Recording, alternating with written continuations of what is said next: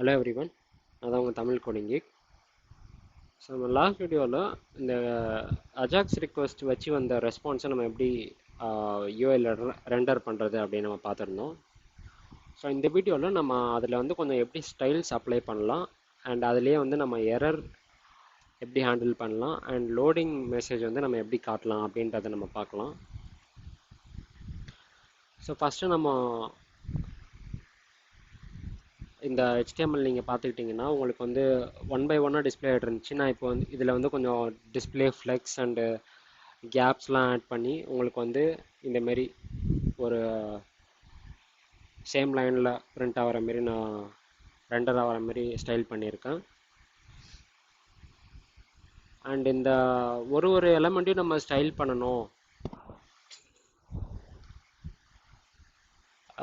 டைனமிக்காக insert பண்ணும் போதே நம்ம ஸ்டைல் பண்ணோம் அப்படின்னா நம்ம இதுலேயே வந்து கிளாஸ் அப்படின்ற ஆட்ரிபியூட்டை மென்ஷன் பண்ணலாம். நான் எலமெண்ட் அப்படின்ற ஒரு ஆட்ரிபியூட்டை நான் ஆல்ரெடி ஸ்டைல் பண்ணி வச்சுருக்கேன், background colour and border mention பண்ணி.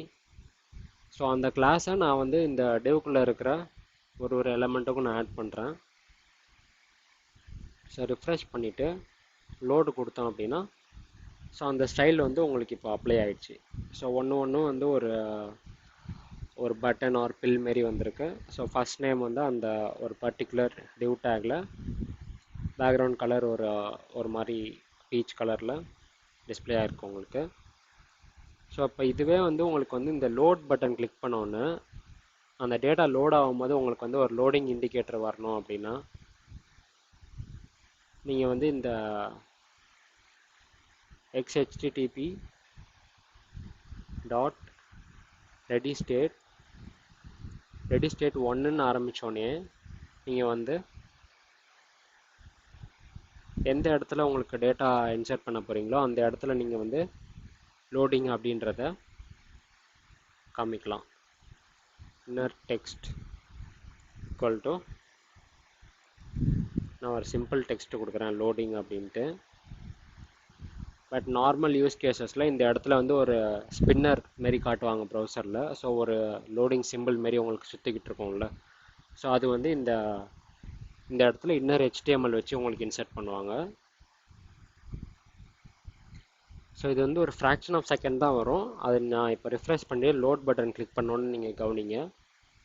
ஸோ லோடிங் வந்துட்டு உடனே வந்து உங்களுக்கு இந்த இது வந்துருச்சு பாருங்கள், response.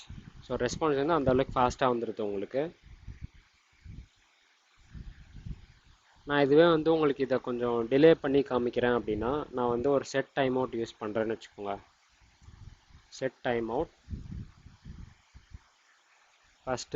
First value call back and second value நான் வந்து ஒரு 5 செகண்ட்ஸ் டைம் அவுட் கொடுத்துக்கிறேன். அண்ட் இந்த இஃப் பிளாக்கை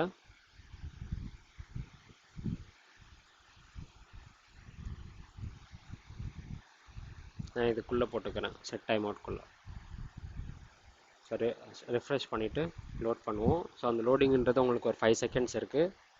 அந்த 5 செகண்ட்ஸ் முடிஞ்சப்புறம் தான் உங்களுக்கு வந்து அந்த ரெஸ்பான்ஸ் வந்து ரெண்டர் ஆகுது.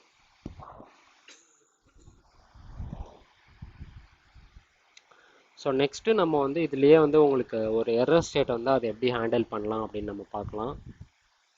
இப்போ நான் இந்த யூஆர்எல்ல நான் வந்து உங்களுக்கு வேணுன்ட்டே நான் வந்து தப்பாக கொடுக்குறேன். ஸோ இப்போ லோடு கொடுத்தோன்னா லோடிங் வருது.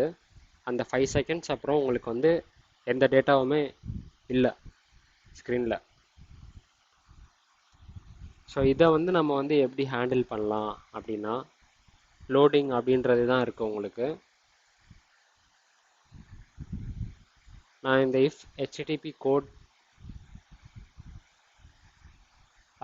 200க்கு பார்த்துருக்கோம்ல, இதுலேயே நான் வந்து ஒரு எல்ஸ் ஆட் பண்ணிக்கிட்டு நான் இதே சேம் அஜாக்ஸ் கண்டெய்னர்லேயே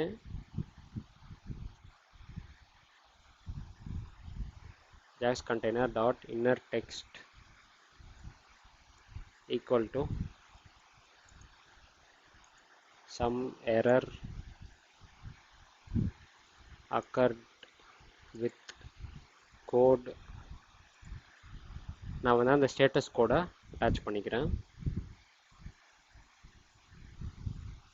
ஸ்டேட்டஸ் அப்படின்றது.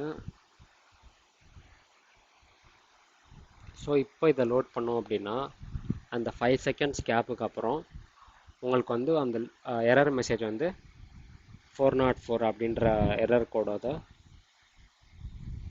டிஸ்பிளே ஆகிடும். ஸோ இந்த மாதிரி தான் நீங்கள் வந்து உங்களோட எரர் ஹேண்டில் பண்ணலாம் அண்ட் லோடிங் மெசேஜ் டிஸ்பிளே பண்ணலாம் அண்ட் டைனமிக்காக உங்களோட கண்டென்ட்டை வந்து ஸ்டைல் பண்ணலாம். ஸோ இந்த வீடியோ உங்களுக்கு யூஸ்ஃபுல்லாக இருந்தால் லைக் பண்ணிடுங்க, உங்கள் ஃப்ரெண்ட்ஸோடு ஷேர் பண்ணிடுங்க அண்ட் சப்ஸ்கிரைப் பண்ணிடுங்க. தேங்க்யூ ஃபார் வாட்சிங்.